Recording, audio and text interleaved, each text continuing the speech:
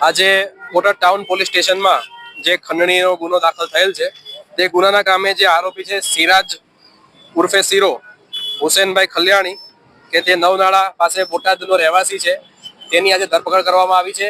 તે આરોપી ગુનો આચરી અને ફરાર થયો હતો। ભૂતકાળમાં જે આરોપી છે તેના વિરુદ્ધમાં કુલ 39 જેટલા ગુનાઓ દાખલ થયેલા છે। આ ગુનાઓમાં ધાક ધમકી આપવા બાબતના, પ્રોહિબિશન રિલેટેડ, જુગારના, આ સિવાય શરીર સંબંધી ગુનાઓ પણ દાખલ થયેલા છે। 2023ની સાલમાં આરોપી વિરુદ્ધમાં ગુસ્સી ટોક જેવા જે કાયદા છે તેના વિરુદ્ધ પણ પગલાં લેવામાં આવ્યા હતા। ત્યારબાદ તે જામીન પર આવી અને ફરાર રહી અને આવા ગુનાઓ છે તે આચર્યા છે। આથી બોટાદ ટાઉન પોલીસ સ્ટેશનમાં આની ધરપકડ કરવામાં આવી છે અને આગળની તપાસ છે તે બોટાદ ટાઉન પીઆઈ દ્વારા ચલાવી રહેલ છે।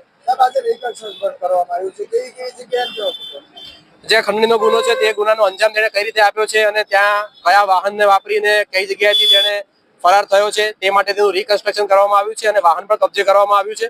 આ સિવાય આ ગુનાના કામે તેની ધરપકડ કરી અને નામદાર કોર્ટને તેના જે જામીન છે તે રદ કરવા બાબતની પણ કાર્યવાહી બોટાદ ટાઉન પોલીસ સ્ટેશન દ્વારા કરવામાં આવનાર છે।